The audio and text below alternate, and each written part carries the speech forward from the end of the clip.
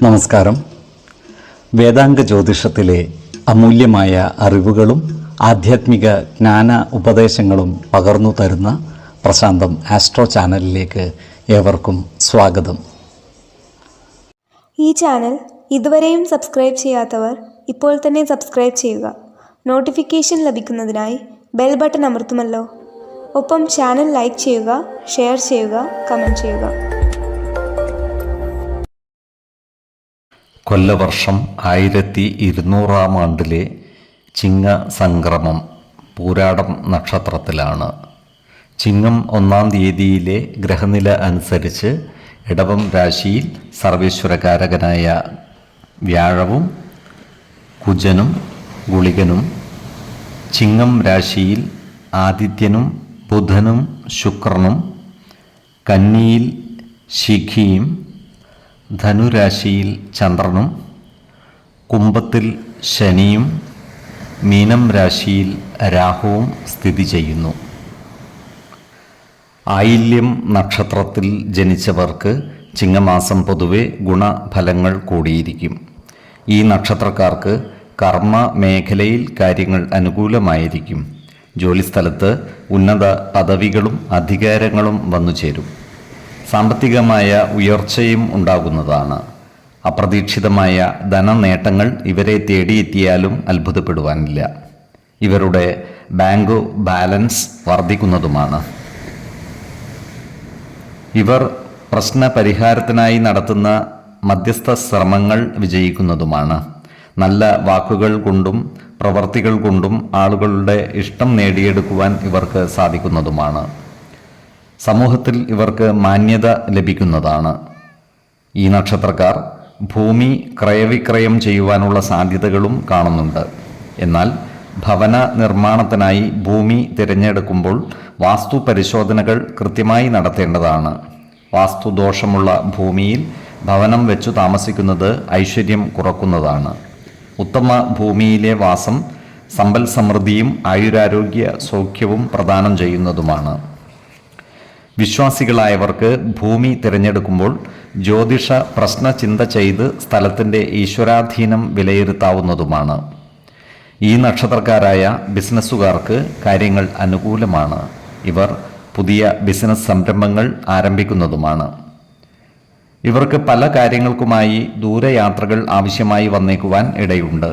ഇത്തരം യാത്രകൾ ഗുണഫലം ചെയ്യുന്നതുമാണ്. ഈ നക്ഷത്രക്കാരായ ഉദ്യോഗാർത്ഥികൾക്കും മറ്റു തൊഴിൽ അന്വേഷകർക്കും അനുകൂലമായ കാലമാണ്. ഇവർക്ക് ജോലിയിൽ പ്രവേശിക്കുവാൻ അവസരം ഒത്തുവരുന്നതുമാണ്. ഈ നക്ഷത്രക്കാർ ആരോഗ്യകാര്യങ്ങളിൽ ഒരു പ്രത്യേക ശ്രദ്ധ പുലർത്തുന്നത് ഗുണകരമായിരിക്കും. 2, 16, 28 തീയതികൾ അനുകൂലമാണ്. മകം നക്ഷത്രത്തിൽ ജനിച്ചവർക്ക് ചിങ്ങമാസം ഗുണദോഷ സമ്മിശ്രമായിരിക്കും. ഈ നക്ഷത്രക്കാരുടെ കുടുംബത്തിൽ സുഖവും സമാധാനവും കൈവരുന്നതാണ്. കർമ്മ മേഖലയിൽ ജോലിഭാരം കൂടുമെങ്കിലും വരുമാന വർധനവ് ഉണ്ടാകുന്നതാണ്. ചില നല്ല കാര്യങ്ങൾക്കായി കൂടുതൽ സാമ്പത്തികം ചെലവഴിക്കേണ്ടതായി വരുവാൻ ഇടയുണ്ട്. ജോലിസ്ഥലത്ത് എല്ലാവരോടും നല്ല രീതിയിൽ പെരുമാറുകയും സ്നേഹബന്ധം നിലനിർത്തുവാൻ പരിശ്രമിക്കുകയും വേണം. ഇവർക്ക് ജോലിസ്ഥലത്ത് അപ്രതീക്ഷിതങ്ങളായ ചില പ്രശ്നങ്ങളെ അഭിമുഖീകരിക്കേണ്ടതായി വന്നേക്കുവാൻ ഇടയുണ്ട്. എന്നാൽ ഇത്തരം സന്ദർഭങ്ങളിൽ സമചിത്തതയോടെ മുന്നോട്ട് നീങ്ങുവാൻ പരിശ്രമിക്കേണ്ടതുമാണ്.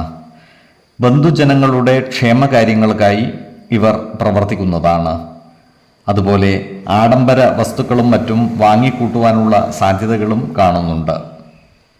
ഇവർ സന്താനങ്ങളുടെ കാര്യത്തിൽ ഉത്കണ്ഠാകുലരാകുന്നതായി കാണാം. സന്താനങ്ങളുടെ പഠനവുമായി ബന്ധപ്പെട്ട കാര്യങ്ങളിൽ മനോവിഷമം നേരിടുവാനുള്ള സാധ്യതകളും കാണുന്നുണ്ട്. എന്നാൽ മാനസിക സംഘർഷങ്ങളെ ആത്മവിശ്വാസത്തോടെ നേരിടുവാൻ ഇവർക്ക് സാധിക്കുന്നതുമാണ്.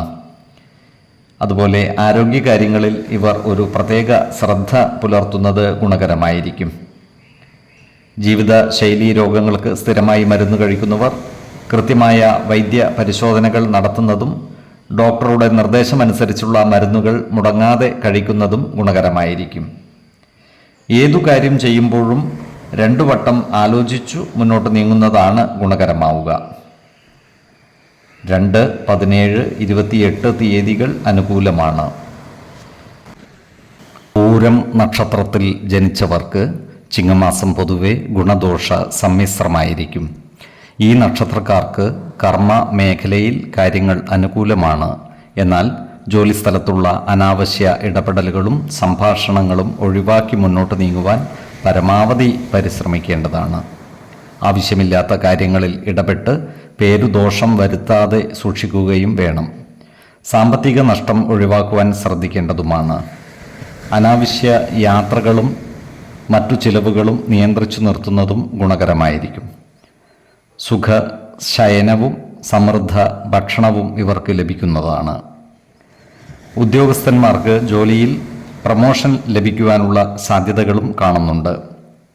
പ്രമോഷന് അർഹതയുള്ളവർക്ക് അതിനായി മേലധികാരികളെ കാണുന്നതിനും അപേക്ഷ സമർപ്പിക്കുന്നതിനും അനുകൂലമായ കാലവുമാണ്. അപ്രതീക്ഷിതങ്ങളായ ചില കാരണങ്ങളാൽ ഇവരുടെ മനസ്സ് അസ്വസ്ഥമാകുവാനുള്ള സാധ്യതകളും കാണുന്നുണ്ട്. അതിനാൽ മനസാക്ഷിക്ക് നിരക്കാത്ത ഒരു കാര്യങ്ങളിലും ചെന്നുപെടാതിരിക്കുവാൻ പ്രത്യേകം ശ്രദ്ധിക്കേണ്ടതാണ്. സൗഹൃദത്തിൻ്റെ പേരിൽ നീതിക്കു നിരക്കാത്ത കാര്യങ്ങൾക്ക് കൂട്ടുനിൽക്കരുത്. സത്യം പറയുകയും സത്യസന്ധമായി പ്രവർത്തിക്കുകയും ചെയ്യുന്നത് മാനസിക സമ്മർദ്ദം കുറക്കുവാൻ സഹായിക്കുന്നതുമാണ്. അതുപോലെ ആരോഗ്യകാര്യങ്ങളിലും ഈ നക്ഷത്രക്കാർ ഒരു പ്രത്യേക ശ്രദ്ധ പുലർത്തുന്നത് ഗുണകരമായിരിക്കും. ഈശ്വര കടാക്ഷത്താൽ എല്ലാ പ്രതിസന്ധികളെയും മറികടക്കുവാൻ ഇവർക്ക് സാധിക്കുന്നതുമാണ്.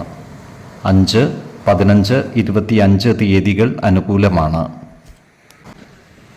ഉത്രം നക്ഷത്രത്തിൽ ജനിച്ചവർക്ക് ചിങ്ങമാസം പൊതുവെ ഗുണഫലങ്ങൾ കൂടിയിരിക്കും. ഈ നക്ഷത്രക്കാർക്ക് ജീവിതത്തിൽ സുഖവും സമാധാനവും കൈവരുന്നതാണ്. കർമ്മ മേഖലയിൽ കാര്യങ്ങൾ അനുകൂലമാണ്. ഇവരുടെ ആത്മവിശ്വാസം വർദ്ധിക്കുകയും അതുവഴി പല നല്ല കാര്യങ്ങൾ ചെയ്യുവാൻ ഇവർക്ക് സാധിക്കുകയും ചെയ്യുന്നതാണ്. ഈ നക്ഷത്രക്കാരോട് ശത്രുതാ മനോഭാവത്തോടെ പെരുമാറുന്നവരുടെ മേൽ വിജയം വരിക്കുവാൻ ഇവർക്ക് സാധിക്കുന്നതുമാണ്. അതുപോലെ ഇവരുടെ അസുഖങ്ങൾക്ക് ശമനമുണ്ടാകുന്നതുമാണ്. ഈ നക്ഷത്രക്കാരായ വിദ്യാർത്ഥികൾക്കും മറ്റു പഠിതാക്കൾക്കും അനുകൂലമായ കാലമാണ്. വിദേശ രാജ്യങ്ങളിൽ ഉപരിപഠനം നടത്തുന്നതിനുള്ള അവസരം ഇവർക്ക് ഒത്തുവരുന്നതാണ്. ഇവർക്ക് പഠനത്തിൽ മികവും പരീക്ഷാ വിജയവും ലഭിക്കുന്നതാണ്.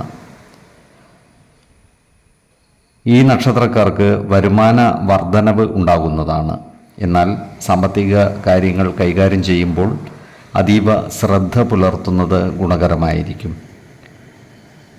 അപ്രതീക്ഷിതമായ ചിലവുകൾ വന്നു ചേരുവാനുള്ള സാധ്യതകളും കാണുന്നുണ്ട്.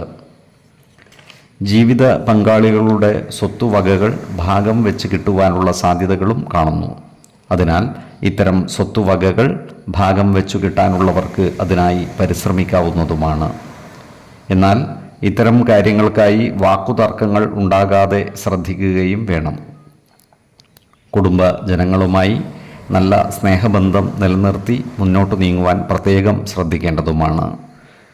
അതുപോലെ ഈ നക്ഷത്രക്കാർക്ക് വിദേശത്ത് പോകുവാനുള്ള യോഗവും കാണുന്നുണ്ട്. ആരോഗ്യ കാര്യങ്ങളിൽ ഒരു പ്രത്യേക ശ്രദ്ധ പുലർത്തുന്നതും ഗുണകരമായിരിക്കും. 2, 14, 22 തീയതികൾ അനുകൂലമാണ്. ഈ നക്ഷത്രക്കാർ ജനിച്ച സമയത്തെ അടിസ്ഥാനമാക്കിയുള്ള ജാതകത്തിലെ ലഗ്ന രാശിയുടെയും ലഗ്ന അധിപന്റെയും സ്ഥിതിയും ശുഭ പാപ ഭാവങ്ങളുടെ സ്ഥിതിയും ഓരോ രാശിയിലെയും ഗ്രഹങ്ങളുടെ സ്ഥിതിയും അനുസരിച്ച് ഇവരുടെ പൊതുഫലത്തിൽ ഏറ്റക്കുറച്ചിലുകൾ ഉണ്ടാകുവാനിടയുണ്ട്. കുടുംബ ദേവതകളെയും ഇഷ്ടദേവതകളെയും ഉപാസിക്കുന്നത് ഇവർക്ക് ആയുരാരോഗ്യ സൗഖ്യമേകും. ഇഷ്ടദേവതാ മന്ത്രം 108 തവണ ദിനംതോറും ലിഖിത ജപം ചെയ്തു വരുന്നത് ഇവർക്ക് സർവ ഐശ്വര്യങ്ങളുമേകും. നല്ല വ്യക്തി സാധനകളോടെയും ഉപാസനകളോടെയും മുന്നേറിയാൽ സർവേശ്വരാനുഗ്രഹത്താൽ ഇവരുടെ സർവകാര്യങ്ങളും മംഗളകരമാകും. നന്ദി, നമസ്കാരം. ജ്യോതിഷരത്നം പ്രശാന്ത് കണ്ണോം.